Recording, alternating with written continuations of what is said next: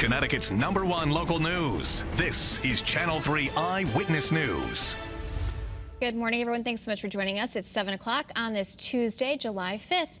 I'm Caitlin Francis. We're going to begin with a check on the forecast. It's nice out there right now, a little overcast as we take a live look through our iCam and Mystic. Still a gorgeous shot, but we have some wet weather headed our way. Meteorologist Lauren Richardson is over in the early warning weather center with the timing and what we can all expect throughout the day. Good morning, Lauren. Good morning, Caitlin. And yes, we are expecting, as you mentioned, some rain as we head towards this evening. But right now we are going to be dry. Maybe a spot shower is possible here or there, but mostly just cloud cover through this morning and into this afternoon as well. So you can see maybe breaks of sunshine occasionally, but it's going to be a different feel than yesterday. That humidity is also going to be on the rise as more moisture moves in along with this cloud cover. And through the afternoon hours, that's when we could start to see maybe our first glimpse of a shower, maybe even a little bit more moderate rain passing through. So you could see anywhere from 4 o'clock to 5 o'clock, 6 o'clock. I think that's when the showers are going to start. They're going to continue on and off as we head through the overnight hours, but we've also got this heavier precipitation. You can actually see this line right now looking like it's going to pass through later in the evening. That's where you see those oranges, those yellows, those reds. So maybe around 10, 11 o'clock at night tonight from west to east. And specifically, too, we could see some isolated thunderstorms embedded in this. So some brief but heavy downpours as this system pushes off to the east. The good news is this shouldn't affect us for tomorrow. If you've got any plans for tomorrow or during the morning commute, we're not expecting any rainfall really. Those skies are going to clear out nicely and sunshine will be bright through tomorrow. I think it's actually going to be a really, really nice day to get outside. Temperatures will be in the mid 80s. Clouds build a little bit again heading into Thursday morning, although I think Thursday is still going to be pretty sunny, and then we start to see those clouds build even more ahead of another system that we are following ahead for Friday morning, and that could last into Friday afternoon as well. So as mentioned, rain later today and tonight. Tomorrow it's going to be a great day. Thursday, not too much. I think the morning starts off nice, but the afternoon we get covered in clouds. And this is how much we could expect from that system through tonight. So maybe a half an inch of rain is possible in some locations. But once again, this is through the overnight hours for the most part, and the chance for some thunderstorms as well. Here's a live look in New London. You could see that glimpse of sunlight in the background, 70 degrees, a south-southwest wind of 3 miles per hour. It's mild out there, of course, and Caitlin just showed you the shot in Mystic too. Very overcast, as she mentioned, but no rain out there just yet. A couple people out there on the Bascule Bridge. Those temperatures anywhere from 60 degrees. Good morning to you in Willimantic, to 71 in New Haven right now, 70 degrees in Groton, 69 in the Hartford area. It's feeling somewhat comfortable, but those dew points every time pretty much I go to this map, they start to bump up just a little bit. So now we're at 60 in Hartford. Once we get into the 60s, that means we're in that muggy category. So it's feeling a little bit muggy along the shoreline. You can see those wind speeds are pretty calm for the most part. Now, as we head towards Friday, that's tracking our next storm system. We could see a couple showers Thursday evening, but Friday morning, I think we might see some very light showers passing through. It's possible to see even some more moderate rainfall from the system.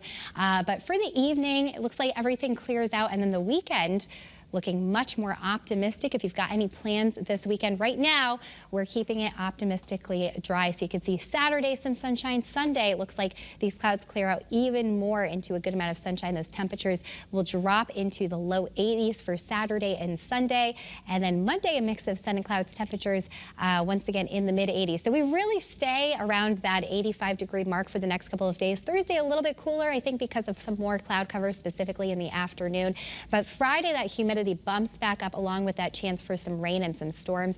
And I think otherwise we will be just mostly cloudy for Friday. We'll keep you posted. Caitlin? All right, thanks, Lauren. On to some developing news this morning. A person of interest is in custody after yesterday's mass shooting at a 4th of July parade in a Chicago suburb. At least 6 people were killed, 30 more injured in that gun violence that shook the nation as America celebrated the 4th of July. Channel 3's Bradley Blackburn is in Highland Park, Illinois, with new information from the scene. Highland Park police say the gunman opened fire from a rooftop, spraying bullets onto the crowd below as people watched an Independence Day parade. I remember hearing shootings and going like, and then reloading and then again, and people screaming and running. All I thought about is just, getting my daughter to safety, and I ran with her. Close to 9 hours later, police took a person of interest, Robert Cremo III, into custody. Officials said his vehicle was spotted and he was stopped after a brief chase. The subject was taken into custody without incident. This individual is believed to have been responsible for what happened. They've processed a significant amount of digital evidence today, which helped lead investigators in this direction. Police believe the gunman used a high-powered rifle to fire from a spot on top of a commercial building here along the parade route. They say he was very difficult to see. We saw a man that had a shot in his back and saw a man on the floor bleeding and another person shot. This man, who brought his 5-year-old son to the parade in this Chicago suburb, initially thought the July 4th gunfire was a Navy gun salute until he saw people running and the horror unfolding. You feel like you're just going to get shot when you're running away, and it's just horrible to see all that terror. Investigators recovered a firearm at the scene. Authorities say 5 adults died there. 1 victim died at the hospital. Bradley Blackburn, CBS News, Highland Park, Illinois. Back here in Hartford, police are urging eyewitnesses to come forward with information about a deadly shooting at a house party. Pinpoint News Tracker shows you exactly where it happened just after 2 o'clock yesterday morning on Schultes Place.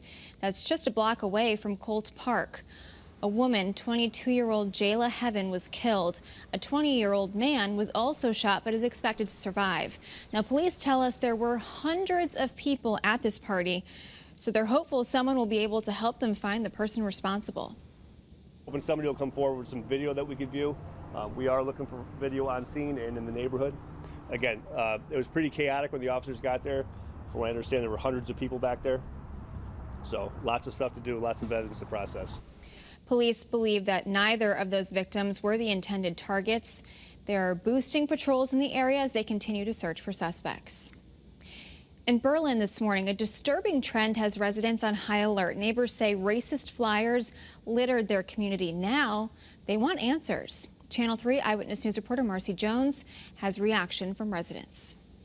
According to the flyers, neo-Nazi organization Nationalist Social Club 131 is responsible for the racist propaganda. Folks in the usually quiet Berlin neighborhood of York Street say they woke up Monday morning, Independence Day, and saw papers almost covering their front properties. Even though state police assure the residents they're taking the situation seriously, residents say the fact that this hate group targeted their neighborhood to begin with is extremely upsetting. If there's these types of incidents happening around those communities, we have to ensure that we are keeping them safe and that they feel safe. I'm just nervous about groups of people who have this kind of passion about something that's so bad. Marcy Jones, Channel 3 Eyewitness News. And happening today, Senator Chris Murphy is continuing his walk across Connecticut in Litchfield. He's looking to hear about the issues affecting your life. He'll be at the Litchfield Community Center on Bantam Road starting at 5:30 this evening. Senator Murphy's goal is to bring feedback directly to Washington, D.C. for the start of the next legislative session. The event is open to the public. And then here's a look at his route so far. He began his walk across Connecticut tour right along the Housatonic River yesterday. Thanks so much for tuning in to Eyewitness News. Remember, you can get your news and weather updates anytime on the Channel 3 app. Have a great day.